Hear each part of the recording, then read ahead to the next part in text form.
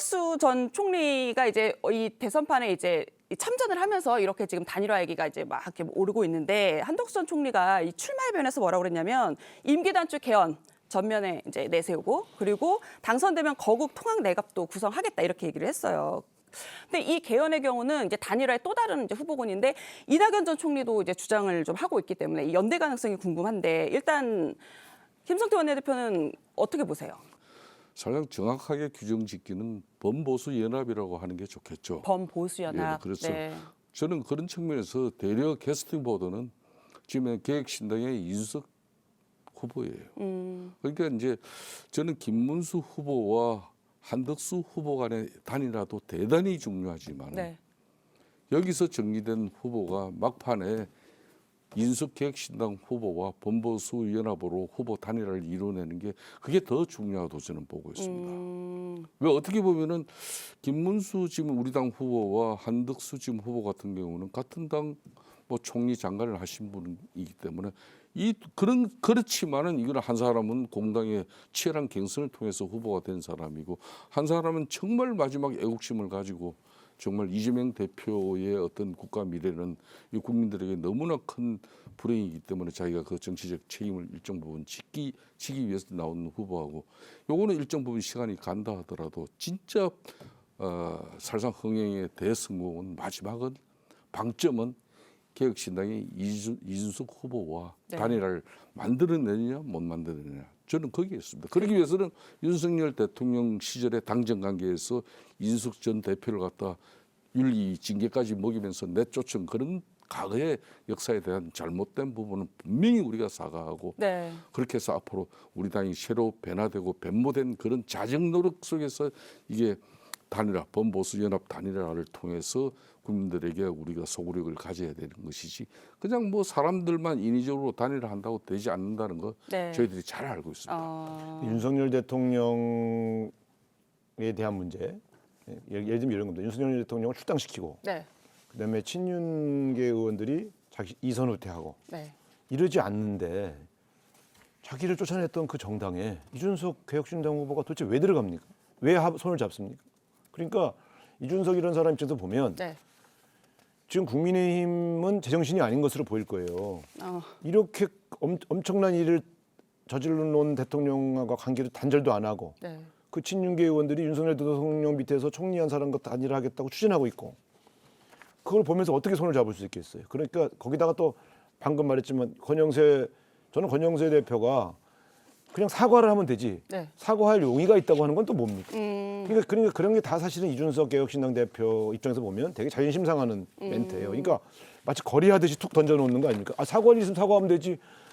이준석 대표한테 사과할 용의가 있다고 해서 밑밥을 던지듯이 던지는 거는 저는 정직한 정치는 또 아니고 그래서 저는 방금 말씀하신 것처럼 이준석 대표까지 포함하면 이제 어쨌든 과거의 국민의힘 세력이 총 결집하는 모양은 되지요.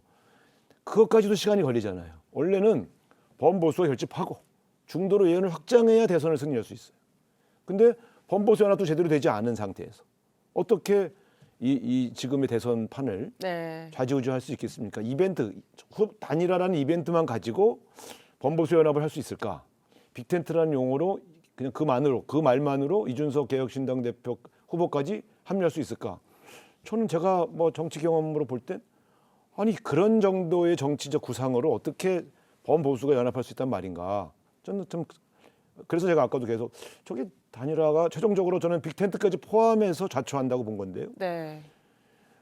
선결 조건을 대선 전에 좀 정리를 안 하고 있어요. 윤석열 대통령 출당, 친윤계 의원들의 이선 후퇴. 이거는 저는 반드시 필요한 겁니다. 대선을 치르려면. 이거 안 하고 그냥 가는 그냥 이 정치 이벤트로서 단일화나 빅텐트는 아무런 효과가 없을 겁니다. 우상호 대표께서 본인들이 국민의힘 우리 당 내의 자정 노력 이 부분에 가이드라인을 제시하는 것은 대단히 참 아니 지금 이제 오죽하면 내가 그런 얘기를 하겠습니까? 민주당에서 걱정해야 못하니까. 될 그것은 대한민국 헌법 체계, 사법 체계는 최종심이 대법원이에요. 대법원에서 유죄 파기환송 결과를 내린 그런 이재명 후보를 앞으로 어떻게 할 것인가 이 고민. 더군다나 그 지금 현재 파기환송의 그 재판 그러니까 서울 고법에서 지금 15일 날 당장 재판 일정을 잡아놓고 있어요. 그럼에도 불구하고 민주당은 이재명 후보에 대한 진정한 고민 하나 하지 않고 그대로 그냥 고하는 게 이게 국민들에 대한 도리인지 이걸 한번 제대로 잘 생각해 보시기 말씀 바랍니다. 잘하셨는데 이거예요. 대한민국 사법부가 예. 왜 대선에 개입을 해요? 언제 대선에 개입했어요? 대선의 특정 후보 판결했지. 아니 대선의 특정 후보의 지위를 박탈할 그런 음모를 가지고 선거를 내리는 그런 사법부가 어디 있어요? 그러면 아니 유력한 대선 후보 날리고 국민의힘 후보만 단독 출마하라고 그런 판결을 내려요? 사법부가? 자, 그러면은 그러니까 우리가 분노하는 거예요. 유죄냐 무죄냐에 대해서는 사법부의 고유 권한이에요. 그러나 그럼에도 불구하고 그것이 이 대선판에 엄청난 결과를 만들어낼 수 있다는 것을 왜 모릅니까? 예를 들어 이런 거예요. 자, 그러면 결과적으로 이재명 후보의 후보 지위를 박탈해봐요. 대선이 됩니까? 우리는 후보도 없어. 제가 이 말씀 이런 식으로 하면 안 되는 거예요. 사법부가. 제가 자, 마지막 반론권 드리고 정치인이나 정리하겠습니다. 정치 집단은 제일 중요한 게 정당의 가치, 이념, 철학도 정강 뭐 정치 다 중요해요. 그렇지만 제일 중요한 것은 국민들에게 상식적인 우리가 정치 정당이 돼줘야 되는 건데 저는 윤석열 대통령과 이재명 대표는 타협하지 않는 대통령 통치 권력 그리고 과도한 입법 권력 행사해서 대한민국 불행하게 만든 사람이 이 두 사람 다 저는 심판과 청산이 필요했어요. 그래서 한 사람은 이미 헌재에서 대통령 지위를 박탈한 파면 결정을 해버렸습니다. 남은 것은 이제 이재명 대표에 대해서도 공직선거법이라는 게 뭡니까?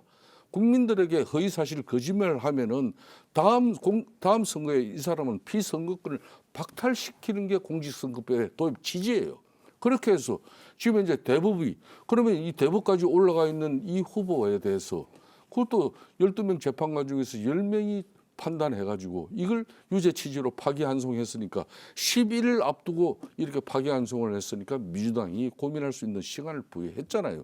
그럼에도 불구하고 이대로 간다.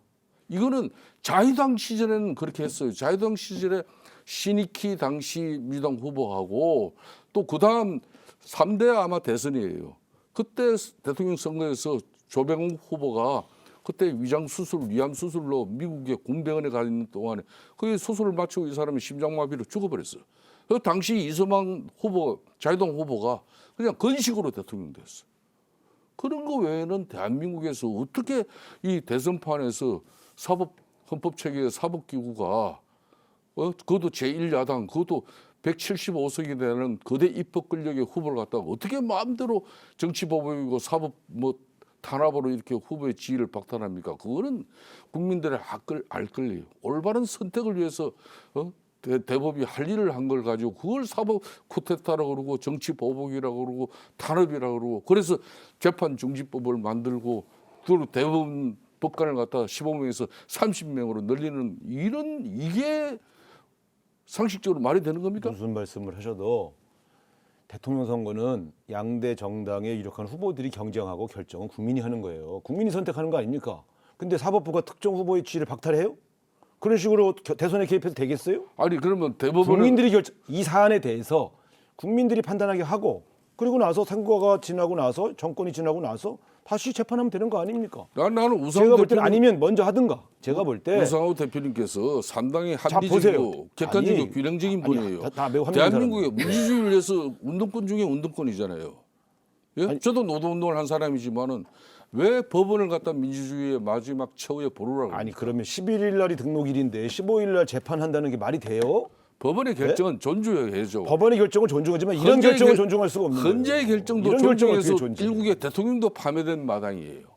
어쨌든 저는 이거는 사법부가 굉장히 큰 잘못을 저지른